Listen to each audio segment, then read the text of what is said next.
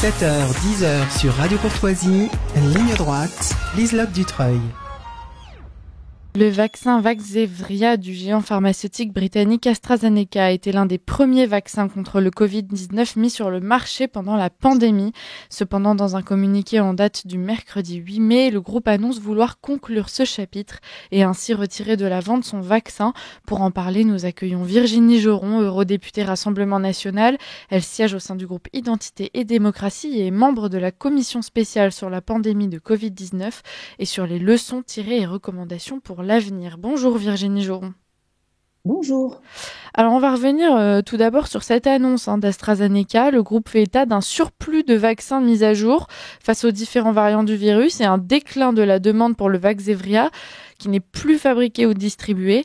N'est-ce pas une justification faussée par la réalité quand on sait que depuis le début de sa mise sur le marché, le vaccin a traversé de nombreuses polémiques? Effectivement, vous avez parfaitement raison de soulever que depuis le début, nous avons rencontré des problèmes avec AstraZeneca.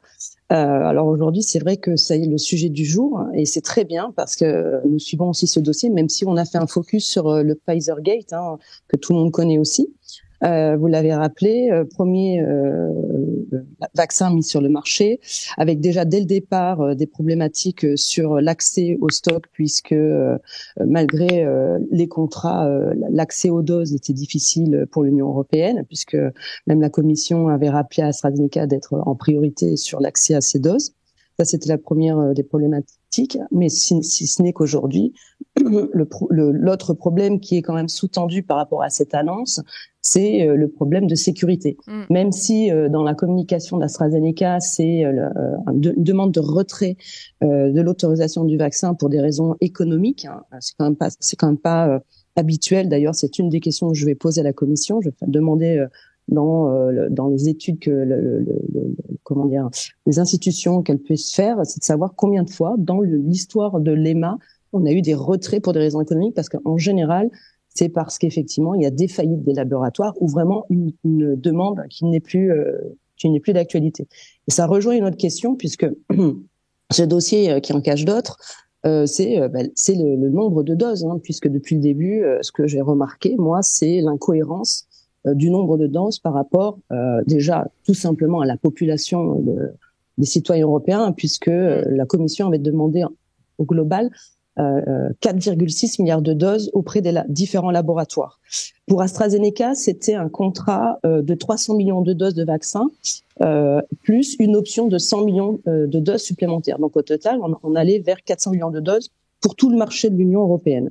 Puis après, effectivement, il y a eu quelques couacs, des problèmes d'effets secondaires, et le Danemark, la Suède, et puis la France, puisqu'Emmanuel Macron, rappelez-vous, avait demandé la suspension de l'injection de ce vaccin tout de suite en 2021, puisqu'effectivement, nous avons eu quelques cas malheureux, dont je rappelle la mort de ce jeune étudiant en médecine de 24 ans, Monsieur Rio, et puis d'autres, puisque là j'ai repris les stats, puisque heureusement on a une continuité des alertes auprès de l'agence européenne qui s'appelle EudraVigilance, qui est la pharmacovigilance européenne, qui relate de tous les problèmes d'effets secondaires et même d'issues fatales. Alors pas toutes, puisque c'est un vrai chemin de combattant pour arriver à se faire entendre par les autorités, notamment les médecins qui veulent en tout cas entendre qu'il y a eu des effets liés au vaccin. Donc c'est un vrai chemin difficile. Et donc pour le coup, on a quelques statistiques qui sont quand même effrayantes pour AstraZeneca. On a plus de 500 000 d'effets secondaires aujourd'hui en 2024 et 416 issues fatales. Donc potentiellement des décès liés suite à ces injections. Donc c'est quand même ça une réalité. Ouais. Alors effectivement, ils ont accès sur une pénurie de demande. Je l'entends, puisque c'est pas que pour AstraZeneca, ce sont pour tous les vaccins. Quand on regarde le déploiement de la dernière dose, donc on est je crois à la 5e dose, on est à moins de 3% au niveau européen. Donc quand on regarde la totalité des 27 États membres qui pourraient mettre en place cette stratégie avec cette 5e dose, on est autour des 3%. Donc effectivement, il y a plus de demande. Donc quid du stock des doses, puisque et c'est le problème de cette commission qui s'est engagée aussi pour les États membres, puisque les États membres ont donné mandat à la commission de contractualiser pour cet achat de vaccins groupés. jusqu'à 4,6 milliards de doses. Donc ça, c'est une vraie problématique puisque ça nous engage financièrement. Et puis surtout, quid du stock des doses, que va-t-on en faire? Puisqu'aujourd'hui, et c'est le journal Politico qui avait mis en avant que on était plutôt en train de jeter des doses, que la France n'avait pas voulu répondre à cette enquête, et pour le coup, évidemment, puisqu'il y aurait 100 millions de doses qui seraient à jeter. Et puis pour le coup, encore pour AstraZeneca, rappelez-vous aussi que Emmanuel Macron, qui avait alerté effectivement sur cette problématique en 2021 déjà, voulait donner toutes ces doses que plus personne ne voulait en France et même en Europe à l'Afrique via le système COVAX. Donc c'est vrai que AstraZeneca a bénéficié d'une mauvaise image depuis le départ parce qu'effectivement il y avait cette réalité de problèmes d'effets secondaires qui ont tout de suite été relatés et même pour le coup pour une fois pas appuyé, mais en tout cas validé, puisque même la commission, moi j'ai une question écrite que vous pouvez tous voir, c'est qu'effectivement, même la commission a écrit noir sur blanc que oui, il y a bien eu, ils le disent aussi, entre guillemets, cas rare, mais j'ai envie de dire, un décès, c'est pas un cas rare, surtout quand ça vous touche ou touche votre famille, cas rare, oui, de lien direct entre l'injection et le décès. Donc, pour conclure avec ce dossier, moi j'entends là, on est en pleine campagne des européennes, je vois des macronistes qui se félicitent de la stratégie de la Commission sur l'achat des vaccins. Ils oublient quand même ces scandales, et c'est pas des petits scandales. Le Pfizergate, on en parle moins, mais on va en parler dans quelques jours, puisque comme vous le savez, il y a des recours judiciaires contre Ursula von der Leyen. Le 17 mai, c'est en Belgique que ça se passe avec l'ouverture de ce dossier et avec en plus le procureur européen qui veut aussi s'allier à ce procès. Donc ce n'est pas un bilan, on va dire, positif par rapport à la Commission, surtout quand on voit que même les institutions de l'Union européenne, donc le procureur européen, en ce moment est en train de monter au créneau et de critiquer la Commission par manque de budget, mais je le rappelle aussi, la médiatrice européenne a alerté pour manque de transparence dans plusieurs rapports.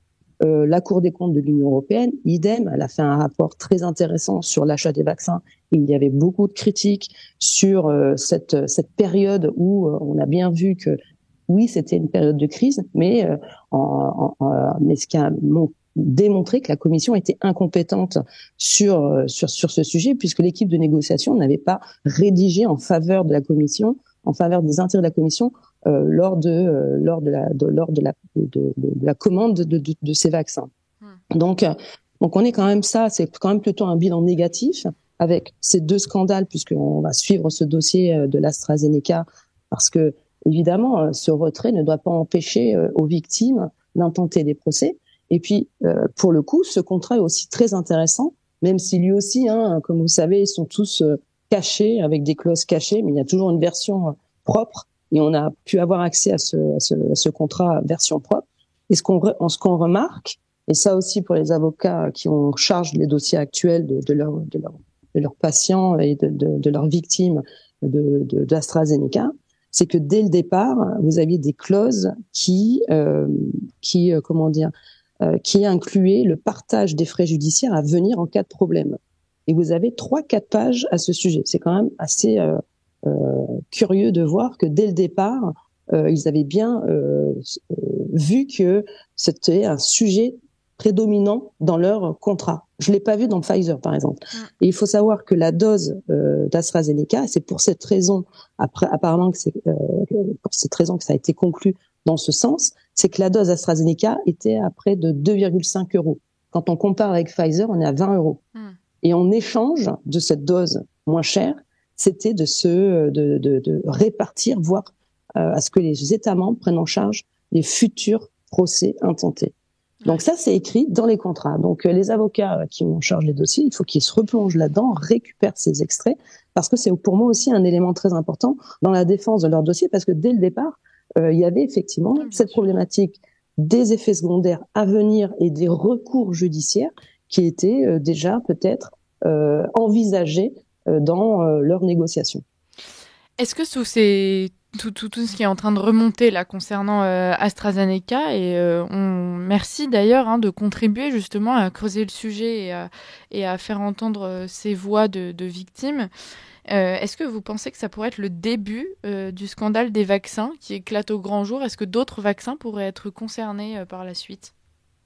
Alors, il y a encore deux sujets. Alors, il y a les effets secondaires, effectivement, on le voit, c'est quand même très difficile. J'ai vu des associations des victimes, j'ai vu des victimes. Elles ont beaucoup de mal à avoir le dossier qui va relater le lien de cause à effet. Les experts aujourd'hui, les médecins aussi, ils ont des difficultés à accompagner leurs patients. Donc effectivement, il y a des associations aujourd'hui qui les accompagnent. Elles font très bien leur travail bénévolement en plus. Et c'est vrai que c'est déjà la première étape. Donc, ce qui moi me gêne aujourd'hui, c'est que voilà, il y a cette réalité avec voilà des effets d'annonce qui sont des communications qui sont quand même importantes. AstraZeneca régulièrement, l'EMA, on l'a vu, a rectifié des notices, notamment celle de Pfizer où ils intégraient des nouveaux effets secondaires. Donc on a quand même un début de transparence concernant les effets secondaires via les labos. Maintenant, il faut que les médecins suivent. Il faut que les médecins accompagnent leurs patients et il faut qu'ils aient confiance et il faut qu'ils fassent simplement, qu'ils relatent et qu'ils aident leurs patients à faire entendre leurs problématiques et leurs problèmes. Parce que je le constate, c'est vrai qu'ils ont beaucoup de mal à se faire reconnaître. Après, effectivement, les actions judiciaires vont suivre derrière avec chaque cas est différent et chaque cas demandera à être défendu d'une certaine manière. C'est pour ça que moi je suis pas trop pour les actions collectives sur ces sujets, parce que effectivement les class action en France, c'est pas du tout, on le voit là en Grande-Bretagne, c'est plus anglo-saxon que français. Donc ça c'est la première chose, mais aussi j'ai envie de dire, ça remet aussi ce retrait de l'autorisation demandée par AstraZeneca pour des raisons économiques, notamment parce qu'il y a une pénurie de demande, est très importante parce on va se poser la question, mais alors pourquoi Pfizer a renégocié ses contrats jusqu'en 2027 pour continuer à déstocker, j'ai envie de dire, les commandes que nous avions passées en 2020. Je m'explique.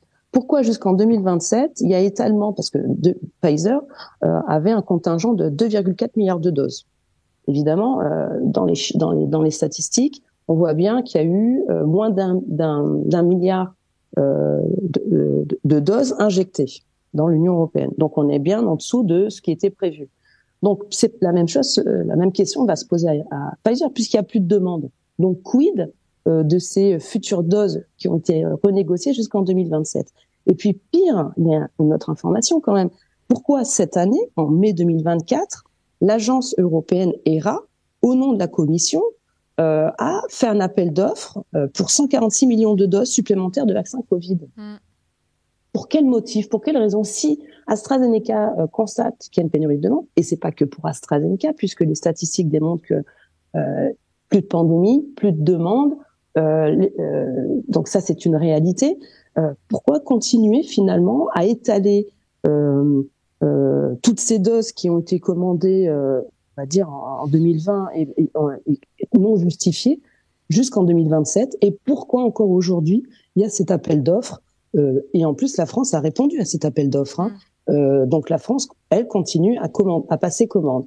Donc il y a cette réalité, on va dire, effectivement pour les victimes qui vont se servir de cette demande de retrait en reprenant les contrats, en demandant aussi à AstraZeneca, parce que le retrait de l'autorisation, ce n'est pas le retrait aussi sur le marché. Donc ces doses aujourd'hui, normalement, devraient être parce que quand on demande un retrait de la mise sur le marché, ça veut dire que le fabricant souhaite récupérer ces doses. Or là, en faisant un retrait de l'autorisation, il s'exclut de la récupération des doses. Donc, ce qui veut dire qu'elles peuvent être encore déployées. Donc ça aussi, c'est une question que je vais poser à la Commission. Alors, c'est sûr que on n'aura pas la réponse tout de suite, mais ça permettra à tous ceux qui font des recours et qui s'intéressent au dossier d'aller plus loin dans la démarche. Et comme dit, l'autre question, qui est pour moi aussi très importante, c'est quid des autres laboratoires qui ont négocié ou qui sont en train de négocier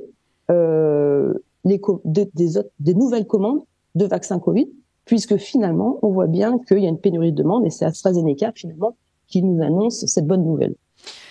Virginie Joron, merci beaucoup pour cet éclairage et surtout merci beaucoup de porter ces questions puisque, écoutez, on compte sur vous pour avoir ces réponses. On imagine que que vous les attendez aussi. Alors on va formuler tout ça. Alors je sais qu'on est en campagne, on ne pourra pas avoir ces réponses tout de suite. Mais oui, effectivement, ces dossiers sont encore présents, malheureusement, et encore plus demain, parce que voilà, il y a des effets aujourd'hui directs sur les victimes d'effets secondaires, et puis surtout les engagements financiers que ça fait sur nos comptes, puisque comme je vous l'ai dit, la France continue de passer commande, et ça a un impact aussi sur nos budgets. C'est pour ça que je le rappelle encore aujourd'hui, certains se targuent de la bonne gestion de la Commission par rapport à l'achat des vaccins. Moi, je le vois pas du tout sous cet angle. Au contraire, manque de transparence et surtout critique des institutions de l'Union européenne. Virginie Joron, merci beaucoup pour cet entretien et pour toutes ces explications. Je rappelle que vous êtes eurodéputée Rassemblement National et puis que vous êtes du coup membre de la commission spéciale sur la pandémie de Covid-19. Merci à vous d'avoir été parmi nous, puis on vous retrouvera très bientôt pour en parler, évidemment.